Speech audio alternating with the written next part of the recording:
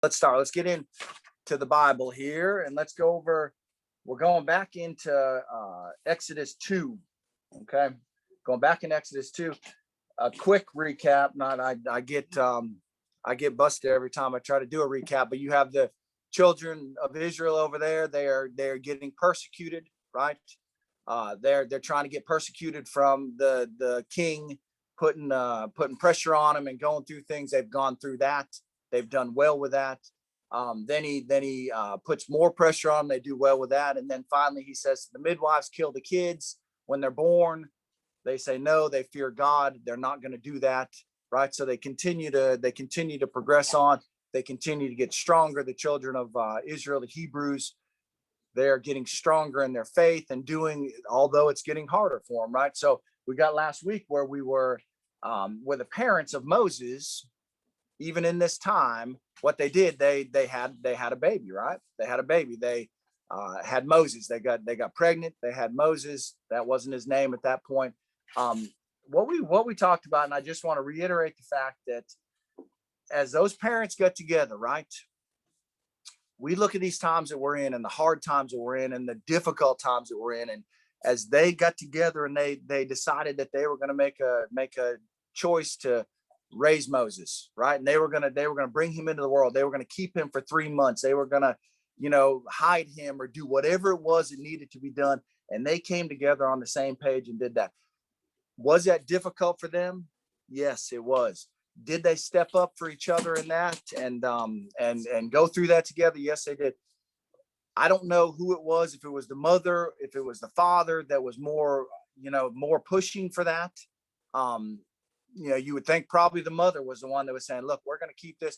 The Lord spoke to both of them, right? And the husband was there to encourage that and to help that and to facilitate that. And, how are we doing in our relationships? That was one of the things that we talked about last week.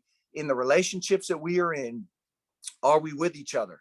Are we encouraging each other? Are we there for our spouse, our mate, the one that's there? Because if we're not, how can we make it in this world? I mean, how hard is it to make it, period?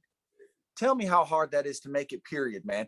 And if we are fighting as a couple, fighting as spouses, fighting as, and not getting along, and I mean, that's tough. So they decided to make a decision. They said, look, we're standing firm in this thing, right? We're not gonna give in to whatever. So they raised Moses for 3 months. Okay. We know last week, how hard was it for them to do that? It was probably pretty hard because all the Egyptians, all the children, they were looking out for these Israel babies. He's looking out for these Hebrew babies. They wanted to kill them. They wanted to throw them into the river. They were probably getting a bonus check if they found one and threw them in the river. I mean, so everybody's kind of spying on them, and they're kind of hiding this child, and they're together, and they're in this together. And so he comes through that, right? I mean, that's a blessing. And you get over here, and we're going to go into Exodus. That's where the recap is last week. And let me just say this, as we go further into this, that was their service that they did for the Lord. And I couldn't get by this, and I'm gonna, it's a hard transition in, and I don't even know if it's just a side street or what that I'm going off on. But what was their service to the Lord in that thing? How did they serve God in that?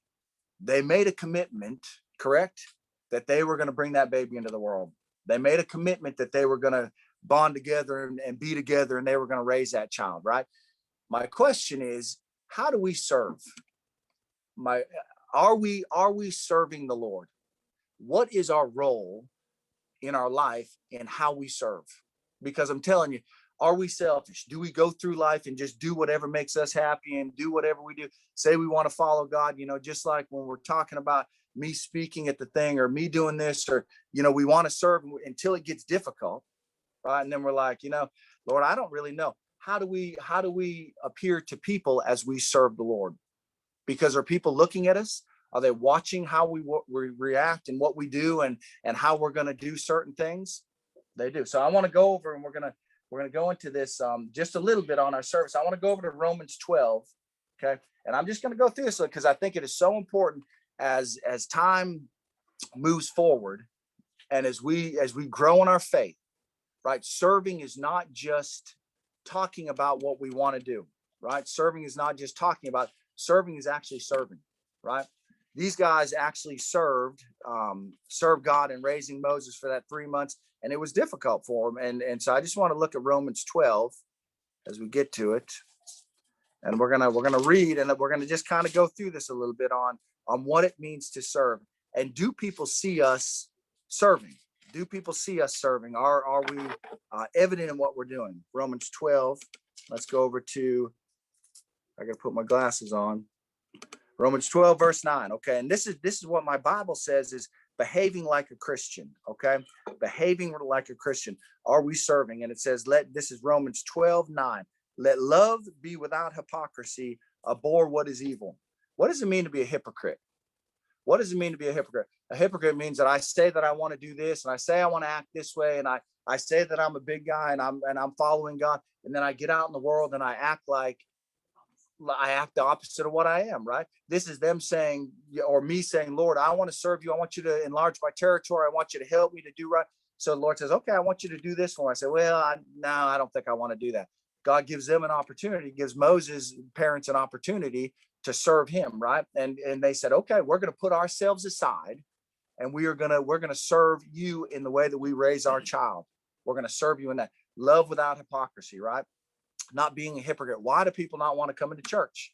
Because they see the way we act outside of church. They see what I say, and then they see the way that I act, and they say, I don't want to do that, man. I don't want to go. Abhor what is evil. Cling to what is good. Now this says, be kindly affectionate to one another with brotherly love, in honor, giving preference to one another. What does that mean when we serve the Lord? What does it mean to give preference to one another? What does it mean to give preference? How hard is it to put people above me? I want my things done. I want me taken care of, right? I don't, you look at people that are in the paramedic and the firefighters, and these people that are out there serving the community, putting themselves aside to serve, right? How do we do with that when we go out in the world and the Lord asks us to go over and visit this one and help them with this or give this or do whatever it is? And we say, well, Lord, I don't really have time today. I really don't have the extra money today. I really don't have the energy today. So I'm just not going to do it, right? That is serving in hypocrisy. That is saying I want to serve and not serving. That is giving others preference to you, not lagging in diligence, fervent in spirit, serving the Lord. Okay. Now this is rejoicing in hope, patient in tribulation. How is that patient in tribulation? I tell you, this is my Sunday school story, right? This is where I'm at on this. As I get a call on my Ring system, right, that my house is on fire, right? Whatever. It's going off, and I'm trying to get in touch with Sharon. I can't get in touch with Sharon. I'm like, and of course the Ring camera is out of batteries. So I'm trying to look at my house, and I mean, this thing's going off, and I'm like, there's something really going on here. So finally I get in touch with Sharon on the phone, coughing, sputtering, spitting. And I'm like, and she's like, oh, blah. And I'm like, what is going on? I'm getting a call for this, right? For a fire in the house. Well, I can't talk right now. My back's hurting. I'm calling the fire department. I'm like, what the heck? Click, there it goes off. And I'm like, are you kidding me, man? This is where I'm at, right? And I'm in patient and tribulation, right? Tribulation, I'm getting fired up. I told my client, I said, I got to go out here and I got to figure out what's going on, right? Well, anyway, what happened? Sharon puts from a smoker, man, buys an online yard sale smoker for $30, which is worn out and decrepit and not working. Takes these racks and sticks them in our stove, puts it on self-clean mode, and turns that mug on. And it locks up because it gets so hot and locks up and starts a fire in my stove. Well, you can't get it undone because it is locked up, right? Smoke is billowing out of that. I mean, filling the house up. Here comes Randy down the road. Sharon's like, these fire department, they've passed by our house 3 times. She's out there waving to them as they're trying to come by. Randy is billowing by, waving to Sharon. Hey! She's like, wait a minute, man. I said, I thought she was just waving at the fireman, man. Smoke is billowing out of our house, right? So anyway, so Randy finally, they had the wrong address. So they come back into the house, and they got to put on the gloves because my stove now is on fire and locked up, man. The fire people have to put on the gloves to get it out of the house. put it on my front yard. So this is my patience and tribulation, right? So I'm like, you gotta set the seat. Nobody walks on Chad's no. If What? if anybody knows my lawn, man, I like my yard, man. I mean, so I said, I get on the thing and I say to Sharon, I said, and I'm fired up, man. I'm like, am I fired up because there was a fire in my stove or there was a fire in my house? No, I'm fired up because they put the stove on my lawn, man. And I said, Randy, man, I sent him a text. And I said, can't you? I said, Randy, can you not put that stove someplace else besides in the middle of my fire? I said, take it over there, put it on the cement over there, man. He's like, he said, you can't put the stoves on fire, man. We can't put it beside your house. And I'm like, well, get it off the lawn, man.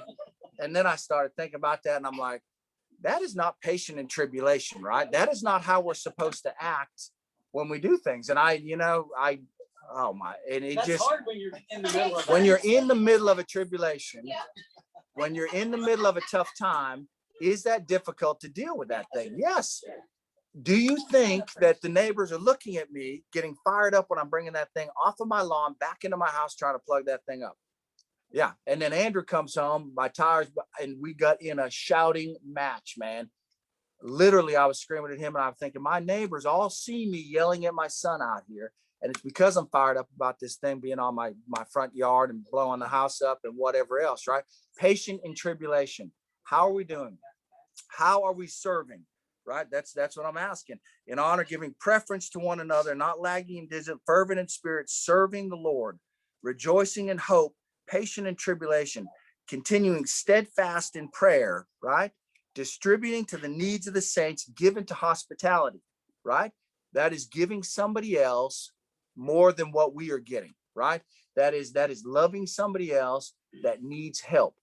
This is, you look at Moses' parents and they are taking them, they're saying, look, I'm not worried about what the consequences of this are going to be. I'm not worried that this is going to be hard. I'm not worried that we're going to have to hide this and we're going to have to change our lifestyle.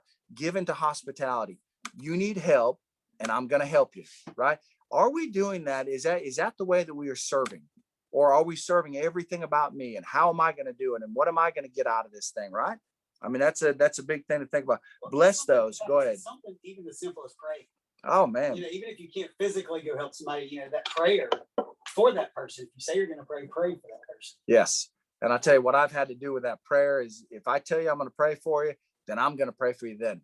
I'm not going to wait and pray for you later because I can't remember to pray for you later. You know, I mean, if I say I'm going to do it, I'll pray for you then. That's right. Praying for people, going outside of yourself, being uncomfortable, right? That is what serving is. And it goes on. It says, bless those who persecute you, bless and do not curse. And I want to get to just one point in this. Rejoice with those who rejoice and weep with those who weep. Be of the same mind towards one another. Do not set your mind on high things, but associate with the humble. Do not be wise in your own opinion. Now listen right here. Repay no one evil for evil. Have regard for good things in sight of all men. If it is possible, as much as depends on you, live peaceably with all men. That is what serving is. Living peaceably with all men. Does that say live peaceably with people that love me and that give to me and that help me and that's living peacefully? It goes down below that to talk about vengeance is not mine, right? I'm not the one to repay vengeance. That is the Lord. Praying to the Lord that, Lord, I know how this person is being to me. I'm gonna bless them regardless of what they're doing to me. We need that today. We need to hear that because I bless people if they bless me, right? I don't want to. I've almost gotten out of my Prius multiple times when people are beeping horns at me and honking things at me and doing whatever they're doing. Blessing people that persecute you, right? Waving to them, smiling. How you doing? Good day, man. Let me help you change that tire, right? Things like that. That's tough to do, right? That is serving. How do we have as a mind of serving, right? Do we serve other people? You gotta take yourself out of it. You got to take yourself out of it.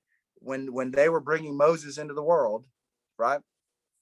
They were praying about that. They knew that God had a purpose for them. They had to take themselves out of it because that's not easy. You know, you're going to have to change your lifestyle. And I'm telling you, as we serve other people, we're going to have to change our lifestyle, right? You can't do the same things. And as you grow as a Christian, as you grow in the faith, that serving gets enlarge my territory. Lord, help me to do the things that I need to do to serve you, because I'm really not serving people. I'm serving the Lord. Right? So that's where they're at in there. Let's go back over to Exodus over here, and we're moving forward as far as what they're doing in their life. So we get down. We talked about last week as far as when they had this baby and it got to 3 months old, right? Could they take care of it anymore? No, they had to kind of let that baby go, right? They had to let it go. We're down here in verse, I guess, 6, Exodus 2:6. And when she opened it, so what did she do? She put this basket in the river, right? We talked about last week that she didn't throw it out in the middle of the river. She didn't throw it out into the rapids, and didn't just kind of say, Lord, here it is, and I'm going to throw it out in the middle. She set it in there purposefully, right? She set out a plan to do it. She wanted to do it the correct way. Kind of like when Sharon comes and approaches me with something, she does it the correct way. She gives me a sandwich before she does it. She feeds me before she wants me to ask me a question. She sits me down. She gets me relaxed because she knows we're explosive, right? That's the way we are. Huh? That's exactly right. We're just doing what we need to do, right? This is what they did. They made preparation for it. How do we go out when we intentionally do the things that we're going to do? She intentionally set this baby in the river. She intentionally put it in a boat, or a little weaved up boat that was waterproof and that would float, put it at the edge of the river. Same thing with me. When we go out to serve, to do our thing, do we go out intentionally in the morning and say, Lord, today, will you help me to serve you? Will you give me somebody that I can witness to, somebody that I can pray with, somebody that I can help, somebody that I can lift up? Help me to be a Christian that actually has hands and feet to the things that I'm doing. Right? That's what she did. So she sets this in the river. And what she did, she set it down, and as it goes, verse 6, and while she opened it, she saw the child. This is Pharaoh's daughter. Now, what is Pharaoh? Who is Pharaoh? He is the king. What was the command that he gave? All these babies, all these Hebrew children, all these male children, you're to throw them in the river and kill them, right? So is the daughter in a quandary on that? She's in a quandary, man. She knows it's a Hebrew child. She knows what she's supposed to do. She sees all her handmaids and her midwives and whatever they are around her. She knows what she's supposed to do, right? So how does the Lord provide in that situation? What does he do? What did we talk about last week? As soon as she opened it, what happened? She saw the child. Behold, the baby wept. This is the neat thing. I really believe, and I'm telling you, this is just the way you look at the Bible, man. I don't believe that baby cried for 3 months while it was in the house. I don't believe that baby cried for 3 months. I believe the Lord allowed that baby to be quiet so that she could raise that and bring it up and do it. And the first cry that it did, now this is not, you can't find this, but I'm telling you, the first cry that it did was when she opened up that basket. That baby cried, because what happens when a baby cries with a mother? As you look at it all Mother's Day, you raise your children, right? You see your children. You would literally put yourself above anything for your kids. Am I right about that? When she sees this child cry, what happens in her internally? The Lord uses that and says, there's no way she can pick up a crying baby out of this basket and throw it into the river, right? That is the Lord's providence in timing, right? He makes the impossible possible. I'm just telling you, she knows what she's supposed to do. I mean, everybody's going to look at her and say, you're breaking the king's commands. I mean, you're doing what you should not be doing. And she says, I just can't do it. So what happens? The Lord doesn't even give, she has compassion on him. And she says, this is one of the Hebrew children. Now, who is Miriam?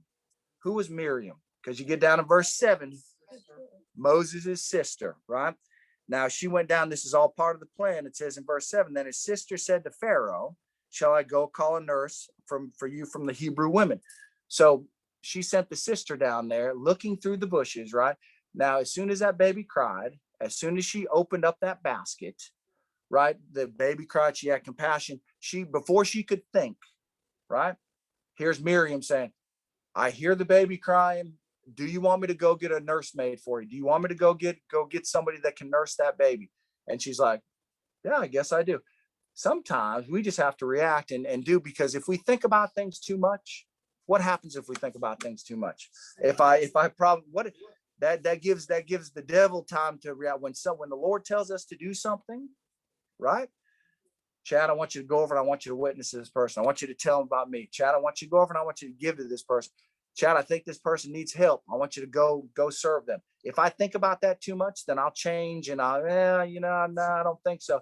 But if I immediately go and do, then that is how God works, right? Miriam right here immediately said to her, let me go get you somebody to raise that child.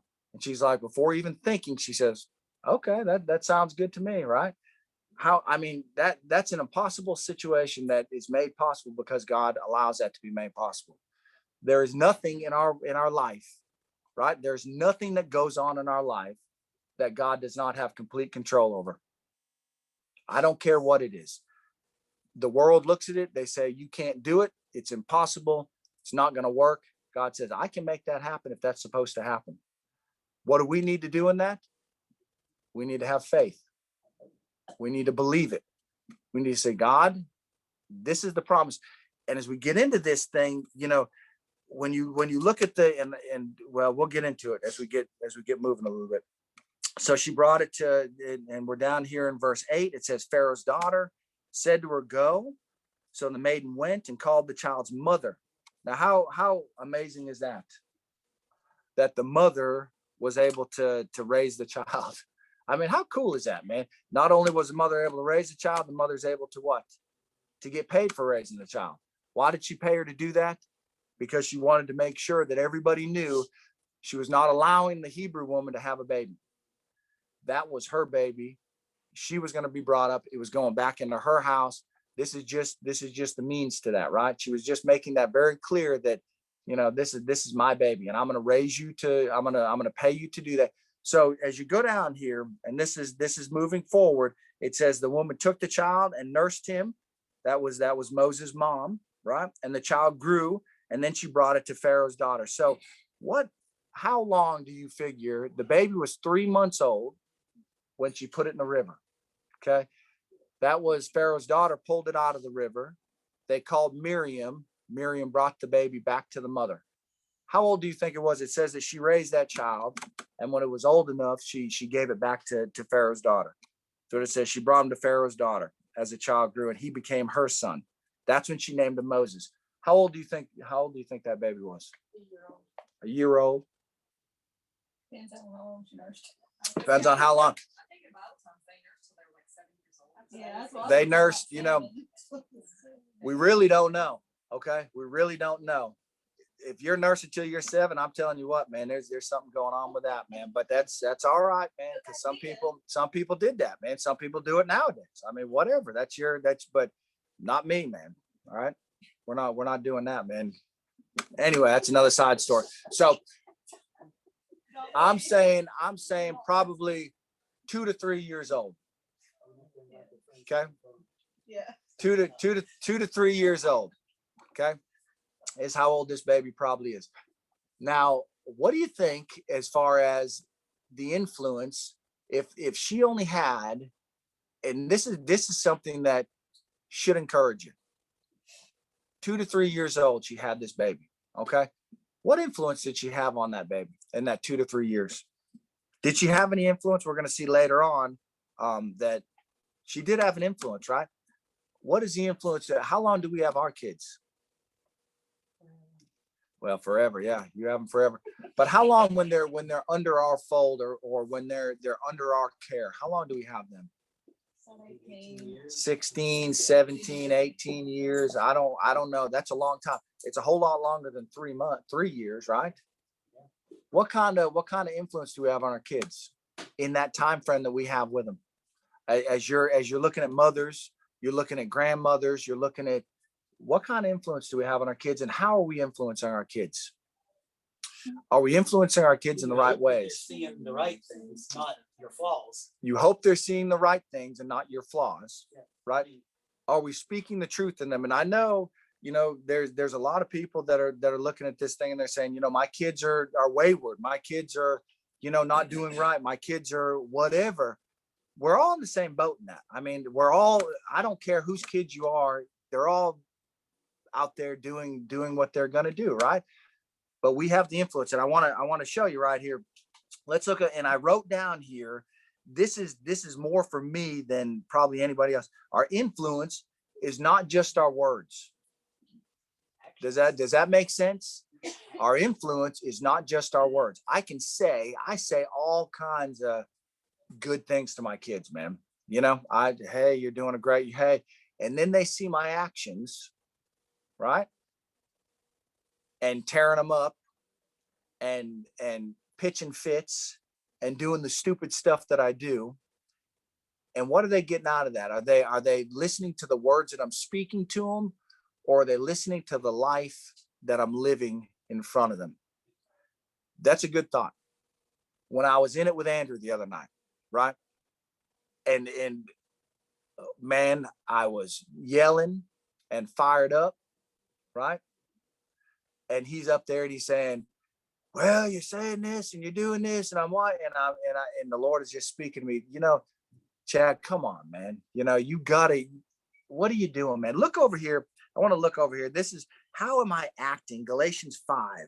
Let's look over at Galatians 5. How are my actions? Because we all know that I get fired up, right? We all have realized that by now. Not that I mean to necessarily. Galatians 5, and we're going to look at 22. Galatians 5:22. And this, I was talking to Sharon about this morning. Galatians 5:22. It says, but the fruit of the Spirit, right? What is it that my kids see in me? What is it that my kids are going to learn from me? The fruit of the Spirit: love, joy, peace, long suffering. Do I love our kids? Do we have peace? Do I have long suffering? I'm telling you, the things that your kids are going to get is more than just the words that you're speaking to them. They're going to look at the way you live your life, right? They're going to look at the way you live your life. Joy, peace, long suffering. It says that kindness, goodness, faithfulness, gentleness, and self-control. How are we doing with that? Self-control. Look in the mirror. That's what Andrew said. Look at you, man. Look at how you're acting right now. As I'm screaming at him and he's saying, look at how you're acting. And I'm trying to be a witness to him and tell him the way to go, right? The things to do. And God is good and God loves us and God is, you know, in control and everything's going to be okay, right? And here I am in his face, yelling and screaming and, you know, fired up because I had a stove out in the middle of the front yard, man. Other things going on. Long suffering, right? And it says, against such there is no law, and those who are Christ have crucified the flesh with its passions and desires. If we live in the Spirit, let us also walk in the Spirit. That is not just what we are saying, that is what we are doing, right? Not just what we're saying, but what we are doing. You know, and I'm just telling you, what does Proverbs 22:6 say? Does anybody know what Proverbs 22:6 says? And this is the encouragement that I want to give to everybody today. Proverbs 22:6. How many of us have our kids that are out there doing crazy stuff and not doing the things that they're supposed to be doing and not acting the way they're supposed to? What do you think when Moses' mom gave up her son at 2 or 3 years old into another household, and she saw that baby being raised up in Pharaoh's household, learning, and we can look in Acts 7, it says about being trained in Pharaoh's household and being trained in his ways and his. Do you think that she was coming back to him? Do you think that she thought that he was coming back or he was doing the right things? How do we do when we let our kids out and they go out there and they do all the things in the world and they experience this and they try to do this and however, do we feel like we've done our job correctly? Do the mothers feel like they've done their job correctly? I mean, you feel like you failed it, right? Is God in control of the things that go on out there? Yeah. And what does Proverbs 22:6 say? And this is not just, I mean, this is all of us are in this. I mean, all of us are in this. Proverbs 22:6 says what? Start children off on the way they should go. Start. Even when they are old, they will not turn from it. This says there, yes, that's exactly right. That train up a child in the way he should go. When he is old, he will not depart from it. Did she know he was coming back? When she gave him out to Pharaoh's family, did she know he was coming back? She just raised him the way that she could in the 3 years that she had with him. She said, Lord, I'm trusting that you're going to take care of this. I'm putting him out in the world. Do we have to put our kids out in the world? Do we have to let them go? Did she have to let him go in the boat? Did she have to give him back to Pharaoh's mother? I mean, to Pharaoh's daughter? Did she have to do all that stuff? This tells us that if we train, now people say that this is not a promise, right? This is a proverb, right? So this is the way that it should go. The way that, are we going to have some that don't ever come back around? Yeah, we are. But does that, if we do what we're supposed to do, who are we trusting in that? God gives us free choice, right? He gives us free will. He gives us, I am trusting that our kids are going to come back around. We know Right. that God is never, ever going to stop pursuing them, ever. So regardless, he's going to, everything they put in their path, he puts in their path is going to point them to him. Yes. Regardless of the situation. And we just have to have faith about that. And trust You know what We all Jared fall said? Short. I'm as guilty like you with the stove. Overreact to a lot of situations, but I'm I fail too. I fail. Oh. And the intentions are right. The intentions are good. It's just not handled the proper way, and that shows that even being the parent or the adult or whatever, you still fail. You're still going to fail. And we have to keep in God's word. We have to keep Right. studying that. We have to keep learning, because no matter what our age, we can still try to do better. We can still try We could still do better. That's right. And like Sharon said, it doesn't matter, what goes on in our kids' life when we release them, right? We have to trust that every situation, right? Have we heard this before? Every person, every situation, every example that's given to them out there in the world, the Lord has total control over that. The Lord has total control over what's going on in their life. And the Lord is going to direct them back to himself, right? That's what, even though we don't see that all the time, right? The Lord is going to direct them back to himself. Train up a child, live it in front of them, speak to them about it, do what you're supposed to do. That's what she did, right? And then she had to release it and let him go. So he was brought over as you look further down here. So she released him. She released him over, had to give him back to Pharaoh. And you go down and it says that she called his name Moses, saying, because I drew him into the water. How was he trained in her house? How was he trained in her house? What went on in her house? There go the, and as he was trained in royalty, right?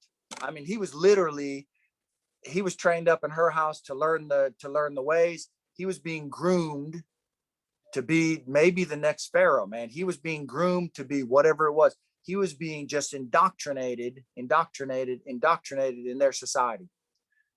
We put our kids out there, huh? Like our kids are today. I'm just telling, we train them the way we're supposed to train them. We put in them what we're supposed to put in them in the limited years that we have, whether you're a grandparent, whether you're a parent. The world is going to try to indoctrinate them. They're going to put them out into society. They're going to do all that stuff to indoctrinate them. We have to trust. She did not. I'm telling you, just like some of us don't believe it today, that our kids are going to come back around. She probably didn't believe it then when she saw it. But what happened to Moses? And let's move on. As he goes, so we're looking, he was in that household from probably 3 years old, okay, to 40 years old, right? 40. So he was there 37 years. He was with her 3 years, let's say. And it says in verse 11, now it came to pass in those days when Moses was grown, okay, so he's grown up, right? And it says that when he went out to his brethren and looked on their burdens, okay, Moses looked on the burdens of the brethren. What does that mean when he looked on them? He went out and he saw his people. What position was he in? What position was he in? High up. He was high up, right? He was above all. He was in a chariot. He was doing whatever. And so what happened when he did that? What is it out there? It was an emergency. Somebody passed out. Somebody passed out in church. People out there running around. All right. So anyway, sorry, we got a dilemma over here at church. Somebody passed out. Anyway, when Moses, he was brought up in his house, right? He was brought up indoctrinated with the world and things like that. So 40 years old, 37 years he was in that house. 3 years he was with his mother, getting the foundation. You think a foundation doesn't matter? You think the things we don't say, it doesn't matter? Everything we put into our kids, everything that we say to them, that all matters. That all comes back around. There are people who haven't raised their children in a Christian home when they were younger, but Yes, the difference, even as an adult, if you can make that change at any time. And, absolutely. you know, I just think of just even with your dad, you know. Right. He's only been saved about 5 years, but the Right. past 5 years have been amazing. Right. Like, amazing, and has just become such a beautiful thing, and Chad seeing that and the Right. changes in him are- And what Sharon's saying is that even if we didn't raise our kids in the way that we should have raised them, right? It's never too late. And it can come around. I mean, the Lord can use every situation. The Lord knows exactly what's going on in our life. I'm telling you. And even as grandparents, people that didn't have the opportunity, they can start to be that witness now, right? 40 years he was in that. He had people. I'm sure the Lord gave him people in there to follow and to lead and to do whatever. At 40 years old, he goes out and he looks on his brethren. He comes out of his castle, right? He was great. Everywhere he went was in the chariot. He had everything that he needed. He was royalty. He was catered to. Did he forget his roots? Did he forget his roots? He went out and actually had to go out and find his brethren to look on them to see what condition they were in, right? Because he wanted to do something for them. And the Lord burdened him with that, right? Never, and you can look, what did the Lord do for us? Where was he at? He was in heaven, right? He had everything. He had everything going. He didn't have to worry about us. What did he do? He stepped out of heaven, came down and was born in a manger so that he could reach us, right? That's the same thing with Moses. He stepped out of his chariot. He stepped out of his castle. He stepped out of where he was so that he could reach out to his brethren, right? That's just awesome, man. He saw the burden. And what I want to ask is that, do we ever forget who we are? Did he forget his identity? He didn't forget his identity. That's pretty cool, man. When you look at that, it says down here, it says, came to pass in those days when Moses was grown, that he went out to his brethren. He looked at their burdens, right? He saw who they were. He saw what they needed when he looked on their burdens, and he saw an Egyptian beating a Hebrew, one of his brethren, right? Immediately he came back around that, man, this is who I am, right? I'm not this whoever out here. I'm not just this And that goes royalty. back- That goes back to serving others, like you were saying earlier. Serving because if we others. Humble ourselves. We're not above mowing that grass or digging that ditch. No, or doing whatever it is that or whatever it is. That's exactly right. And now look over at 2 Corinthians, and I'm gonna read this to you. 2 Corinthians 5. You know, he never forgot his identity. And my question is, have we forgotten who we are as we get more high in where we're at as far as our job, or if we get more money, or we get more prestige, or we get to whatever level, do we forget who we are? 2 Corinthians 5. And this talks about in verse, let's look where we're at, 2 Corinthians 5:17. And it says, therefore, if anyone is in Christ, he is what? He is a new creation. Old things have passed away. Behold, all things have become new, right? And it tells us, live in newness of life. Live in newness of life. Don't forget who you are, right? Do what you need to do. That's what Moses did. So he looks on his brethren. What does he say to his brethren? Let's go back over to Exodus 2. And it says, so he looked his way, and that way, when he saw no one, he killed the Egyptian and hid him in the sand. So did he do right in that when he killed the Egyptian? What did he do right in that? I don't know.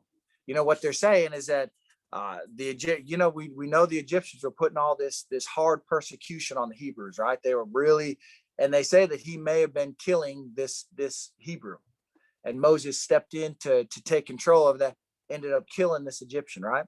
He was that strong with what he believed, hid him in the sand. Let me tell you what, and this is what I was thinking. Where did he hide him? Hid him in the sand. What happens when you hide somebody in the sand? Hide something in the sand? When I bury something in the sand, how easy is it for the wind to blow over that thing and uncover that? Look, man, It can be found out. What is it in our past, right? What is it in our life that we have hidden in the sand? What is it that we have hidden and tried to cover up and tried to move on, and thinking that that's not gonna, that's not gonna get uncovered, man. We need to come clean, man, with what we're doing. We need to, in our the whole idea of serving others and doing what the Lord would have us to do, that's coming clean in the things that we're doing, right? He hit him in the sand right there, thinking he was doing the right thing. Well, it comes back out, and he says he hit him in the sand. And then in verse 13, it says, when he went out the second day, behold, 2 Hebrew men were fighting. So he's trying to protect the Hebrews, right? Because from the Egyptians, he's like, man, this is my call in my life. I finally figured out my call, and this is to protect my people and to do whatever with my people. So he goes out the next day, and what's going on? Who's fighting then? The 2 Hebrews are fighting. Look, we need to come together, right? Do we not have enough persecution from the world fighting against us and coming against us and trying to put us down and trying to destroy us? What about fighting amongst ourselves?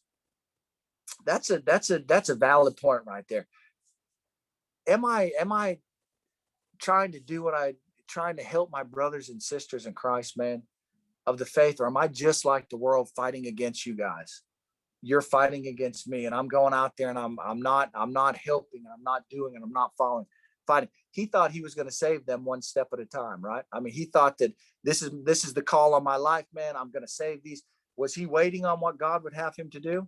He was stepping out on his own. How often do we step out on our own and take matters into my own hands and avenge myself and do what I'm supposed to do on myself? And God's like, Chad, that's not the way that, just like he said to Moses, I'm not out here where you're going to kill a Egyptian out here, and where you're going to save the world one person. Do what I would, do what I would have you to do. Follow what I would have you to do. Don't step out on your own. Wait for my direction. How often do we not wait for God's direction and do something stupid? And then we go on the run, right? That's what happened to him. As you look at it, it says that he went out the second day, saw 2 Hebrew men fighting, and said to the one who did the wrong, and why are you striking your companion? He's trying to be the peacemaker. Then he said, who made you a prince and a judge over us? Do you intend to kill me like you did the Egyptian? So is he called out in that? So now what's he thinking? He's like, Lord, What am I known for now? what What's my reputation now? what am I going to do? I'm stepping out of where I was. I'm trying to serve you. I'm trying to do, but I'm not waiting on what you would have me to do. And that's about what? Praying that Lord, show me, just in our life, praying, show me what you would have me to do. Because I'm telling you, are there times when you go to witness to somebody and the Lord says, no, this is not the time, that they can't handle what you need to say to them right now? Are there times that we step out and try to help somebody before the time is ready, and it brings them further away from where God wants them to be? And the Lord's telling us, look, I'm telling you, you just got to trust me. You just got to wait on me. I've got this thing in my hand. Do what I would have you to do. He didn't do that. So now they're looking at him and they're like, who is this guy think he is, man?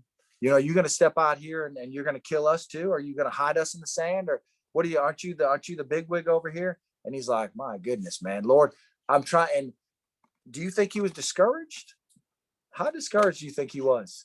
How discouraged do I get when I'm trying to do God's work and trying to do it by myself, trying to light my own flame, trying to feed myself, and everything's falling apart in my life and nothing's working out? And I'm like, Lord, I keep trying to work for you. I keep trying to do this, and it just, nothing's working out. And God's saying, because it's not your time yet, right? Wait on me to do this. Wait on my timing to do this, and I'll show you right. Do you think he gets discouraged in that? I believe he probably did, man. It said, who made you the prince? Are you going to kill us also? It says, so Moses feared and said, surely this thing is known. When Pharaoh heard of this matter, he sought to kill Moses. But Moses fled from the face of Pharaoh and dwelt in the land of Midian and sat down by a well. How do you think Moses was right here? Do you think, as he's looking at his life and he's thinking, is this what God has for me? He is now fled out to the desert. He's now out by himself. He's now away from, he doesn't have his people, the Hebrew people. He doesn't have the Egyptian people. He's out there all by himself. And he's like, Lord, I'm trying to serve you. I'm trying to do what you would have me to do. And here I am sitting by myself, nowhere to go. Right? Has God put us there? I mean, have we ever been there? Where I feel like I'm just out here floating around waiting for the Lord to do something in my life. And it's like, God, you're not doing anything, man. This is a time when we do what? When we give up, right? Is that not a time when we say, you know what, Lord, I've done for you. I've tried for you. I've done what I can for you, and you're just not working out in my life. And I'm going to tell you what, if this is the way it's going to be, then I'm just going to float off into the world, and I'm just going to quit doing what you would have me to do. That goes Right. back to that foundation. Take us back to that foundation on, Lord, where are our roots? Where is our foundation? Right? What do we do with the life that we have? How are we going to act with that? Right? Serving God is not always easy. Serving God is not always the way we look at it and thinking what it's going to do. God is preparing Moses. He's saying, look, your plan is to save these people. Your plan is to save them one person at a time, one group. You can't do that. My plan is for you to save these people, but I've got a whole different way that I'm going to save these people through you. Right? And we never know. And I was talking to Sharon this morning. We do not know what pieces the Lord is putting together in our life to do the work that he's given us to do. And all we can do is not push him too far and say, Lord, help me. And I'm going to run out and I'm going to bulldog this and I'm going to do. But Lord, help me to be in your time frame. Help me to be patient in tribulation, long suffering, humble, obedient, serving, doing what I need to do to serve you, because you're going to come around and you're going to work that up. Right? That's what it is. So next week, we're going to get into Moses being out in the wilderness. Is that a good place to be? Do I like to be out there? I don't like to be alone. I don't like to be in the wilderness. I don't like to be where God is not speaking and I feel like he's not doing. But tell me what, when is the time that we learn the most? When is the time when we learn? Is it when I'm on the mountaintop and everything's going good and I'm having a good time and I've got all kinds of money and I've got this and everybody's falling into place and I'm not learning anything in that. It's down in the hard times. It's like when, Lord, man, I'm getting worn out with this. My job's wearing me out. People are wearing me out. I'm having a difficult time doing the things that I'm doing. And God said, that's just where I need you to be, because this is just the place that I can speak to you at. We may be there today and God is speaking to us. We just have to do what Pastor Smith said on Wednesday night service. It isn't about us speaking all the time and praying. It's about listening to what God says to us, right? If we listen to what he says to us, we can hear what he's saying and we can follow his direction better, right? So in closing, I'm just wishing, I know that Mother's Day is hard for a lot of people, right? I know that, but be encouraged, because you never know. You don't know what God's doing in your life. You don't know the people that God is putting in your children's lives, in my children's lives, to lead them, right? You don't know the foundation that you've given them, that they're going to come back to that thing, right? They're going to come back to God. We just need to just hold on and trust the Lord is with us, and trust that he knows and he has it in his hand, right? And I'm so thankful. I can't tell you all the parents and godly mothers and godly people out there that are doing what God would have them to do, right? Serving God in the place that they're at, even when it's hard, even when it's difficult for us, even when we don't know where we're going.